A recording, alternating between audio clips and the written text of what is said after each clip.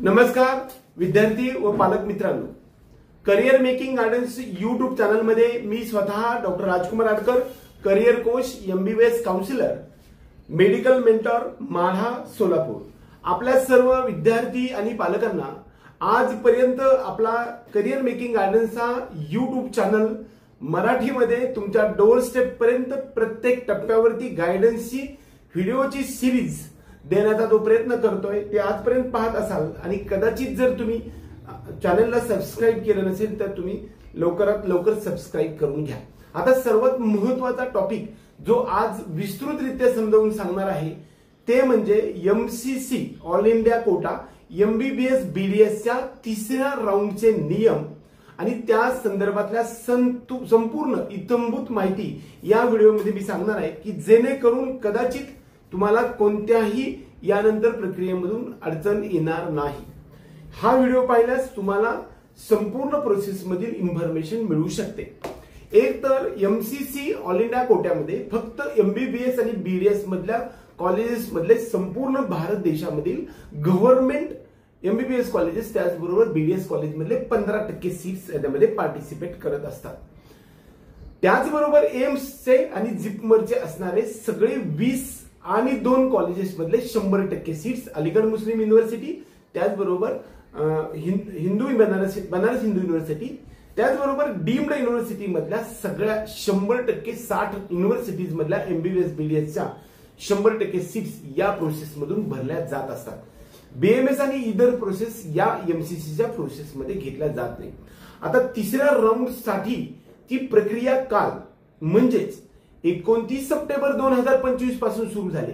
आज 30 सप्टेंबर 2025 ला choice feeling चालू होणं आवश्यक होतं, परंतु एमसीसीच्या वेबसाईटवरती जोपर्यंत राऊंड 3 साठी कोणत्या सीट्ससाठी कॅटेगरी वाईज किती सीट्स वेकंट आहेत याच्यासाठीचं category wise seat matrix publish होत नाही तोपर्यंत राऊंडची चॉईस फिलिंग करता येत नसते। आज तागायत 5 वाजेपर्यंत 30 सप्टेंबर 2025च्या 5 वाजेपर्यंत सीट मॅट्रिक्स आलेलं नाही, त्यामुळे चॉईस फिलिंग सुरू झालेली नाही।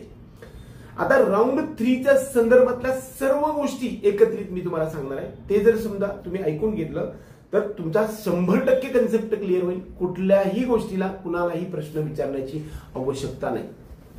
ज्या विद्यार्थ्यांनी एमसीसीच्या ऑल इंडिया कोट्यामध्ये एमबीबीएस बीडीएस साठी पहिल्या राऊंड मध्ये रजिस्ट्रेशन केलेलं असेल त्याच्यामध्ये 2 प्रकारचे रजिस्ट्रेशन आहे। एक तर 5,000 रुपये इतर कॅटेगरीसाठी आणि 10,000 रुपये ओपन आणि ईडब्ल्यूएस साठी, एम्स, जिपमर आणि इतर सर्वांसाठी रजिस्ट्रेशन केलेलं डिपॉझिट भरून असेल।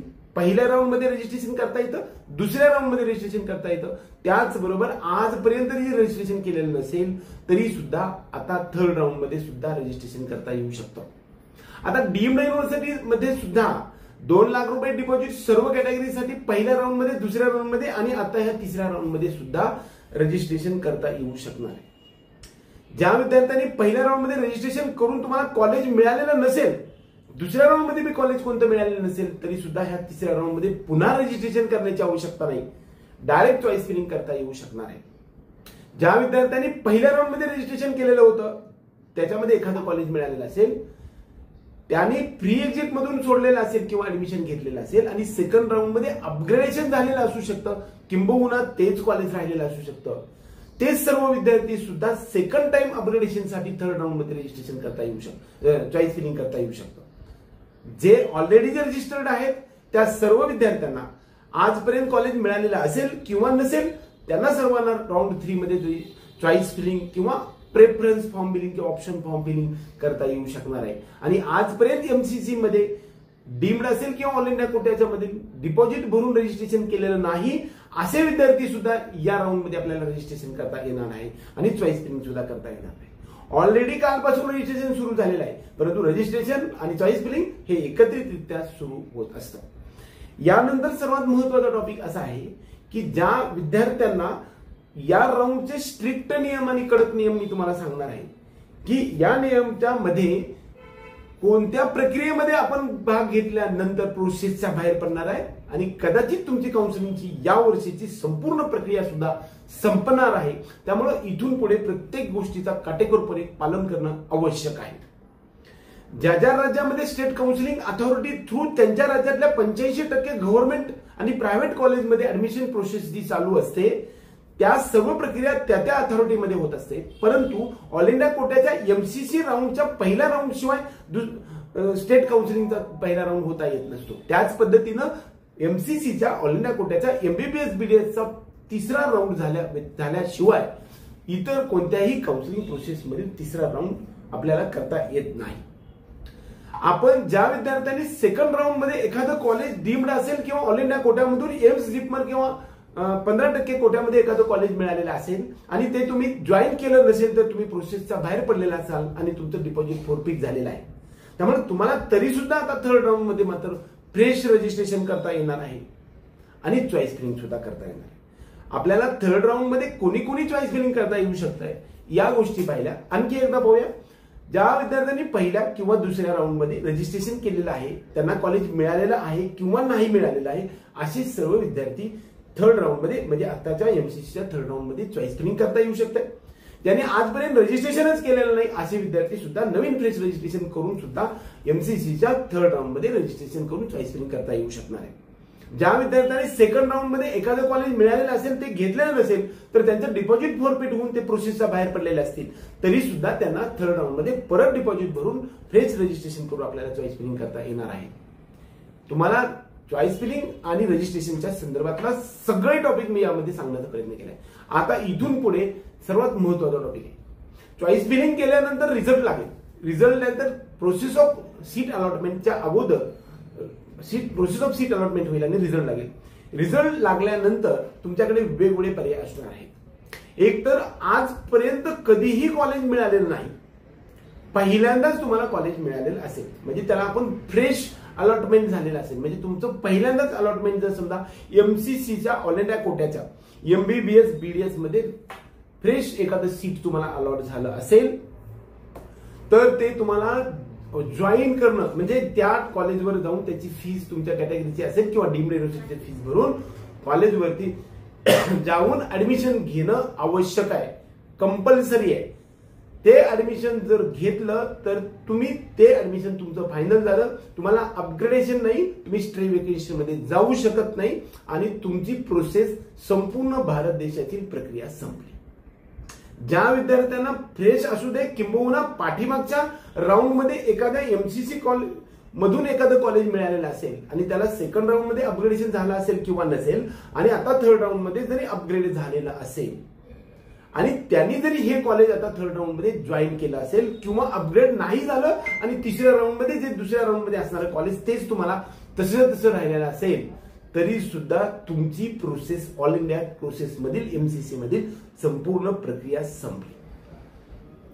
फ्रेश अलॉटमेंट नंतर समजा आपल्याला फ्रेश अलॉटमेंट मध्ये ऑल इंडिया कोट्याच्या एमसीसी एमबीबीएस बीडीएस मधून जर एखादं कॉलेज मिळालेलं असेल आणि ते तुम्ही ऍडमिशन घेतलं नाही किंवा रिपोर्टिंग केलं नाही तर तुम्ही भरलेलं डिपॉझिट 5,000, 10,000 किंवा 2 लाख रुपये हे फोरफीट होणार आहे म्हणजे जप्त होणार आहे आणि तुम्ही प्रोसेसच्या बाहेर पडणार आहे आणि एमसीसीच्या काउन्सिलिंगच्या 2025च्या प्रक्रियेमधून संपूर्णतः बाहेर पडणार आहात. त्यामुळे अलॉटेड सीट मध्ये जॉईन होणं कंपल्सरी आहे आणि जॉईन झालं तरी प्रोसेसच्या बाहेर पडणार आहात आणि जर नाही जॉईन केलं तरी सुद्धा प्रोसेसच्या बाहेर पडणार आहे. मात्र या ठिकाणी तुमचे 2 लाख रुपये किंवा डिपॉझिट फोरफीट किंवा जप्त होणार आहे. जर समजा तुम्ही जॉईन केलं तर तुमचं या राऊंड मध्ये मिळालेलं कॉलेज जर जॉईन केलं ऍडमिशन घेतलं तर तुमचं डिपॉझिट फोरफीट होणार नाही. आता दुसरा एक महत्वाचा मुद्दा आहे की ज्या विद्यार्थ्यांना सेकंड राऊंड मध्ये डीम्ड असेल किंवा एम्स जिपमर मध्ये एखादं कॉलेज मिळालेलं असेल ते त्यांनी जॉईन केलेलं असेल आणि आता थर्ड राऊंड मध्ये चॉईस फिलिंग करून जर नवीन कॉलेज मिळालेलं असेल म्हणजेच त्याला आपण अपग्रेडेशन म्हणूया. खरं तर हा अपग्रेडेशन मधला दुसरा टॉपिक आहे. दुसऱ्यांदा अपग्रेडेशन झालेलं असेल काही जणांना किंवा पहिल्यांदाच सेकंड राऊंड मध्ये मिळाल्यामुळे पहिल्यांदाच अपग्रेडेशन झालेलं असेल अशा विद्यार्थ्यांना पहिल्या कॉलेजमध्ये जाऊन जे ओरिजिनल डॉक्युमेंट्स आहेत ते घेऊन तुम्हाला थर्ड राऊंड मध्ये मिळालेल्या कॉलेजवरती जाऊन प्रत्यक्ष ऍडमिशन घेणं गरजेचं आहे आणि ते जर नाही घेतलं तर पहिल्या राऊंड मध्ये सेकंड राऊंड मध्ये जॉईन केलेलं कॉलेज तुमचं 100% गेलेलं आहे. त्या ठिकाणी दुसऱ्याला ती सीट अलॉट झालेला आहे. परंतु आता जर समजा थर्ड राऊंड मध्ये तुम्हाला मिळालेलं कॉलेज जर तुम्ही जॉईन नाही केलं तर तुम्ही प्रोसेसच्या बाहेर पडणार आहे आणि तुमचं डिपॉझिट फोरफिट होणार आहे. आणि तिथून पुढच्या स्टे वेकन्सी राऊंड मध्ये मात्र तुम्ही इलिजिबल असणार नाही. तुमची एमसीसीची प्रोसेस या वर्षीची 100% संपल. दुसरा महत्वाचा मुद्दा, ज्या विद्यार्थ्यांचं अपग्रेडेशन झालेलं आहे, म्हणजे सेकंड राऊंड मध्ये एखादं कॉलेज मिळालेलं होतं ते जॉईन केलेलं असेल आणि तुम्ही आता नवीन कॉलेज तिसऱ्या राऊंड मध्ये जर तुम्हाला मिळाले असेल, म्हणजेच तुमचं अपग्रेडेशन झालेलं असेल, तर मात्र तुम्ही तिथं जाऊन कॉलेजवरती ऍडमिशन घेणं आवश्यक आहे. जर ते ऍडमिशन घेतलं तर तुमचं ते कॉलेज फायनल झालं आणि तिथून पुढे एमसीसीच्या संपूर्ण प्रोसेसमध्ये बाहेर पडला. त्याचबरोबर तुम्ही संपूर्ण बाहेरच्या देशातल्या राज्यातल्या संपूर्ण तुमच्या स्टेट काउन्सिलिंग मधल्या प्रोसेस मधून सुद्धा बाहेर पडला. कदाचित आता सेकंड राऊंड मध्ये एखादं कॉलेज मिळालेलं असेल आणि तुम्हाला या थर्ड राऊंड मध्ये एखादं कॉलेज परत फ्रेश अपग्रेड झाला असेल आणि त्या ठिकाणी जर तुम्ही जॉईन केलं नाही, म्हणजेच अपग्रेडेड कॉलेजेसच्या ठिकाणी ऍडमिशन घेतलं नाही, तर मात्र प्रोसेसच्या तुम्ही बाहेर पडणार आहात. म्हणजेच तुमचं डिपॉझिट फोरफिट होईल आणि तिथून पुढे आपला जो एमसीसीच्या ऑल इंडिया कोट्याचे जे काही स्टे वेकन्सी राऊंड आहेत त्या प्रोसेस मधून 100% बाहेर पडणार आहात.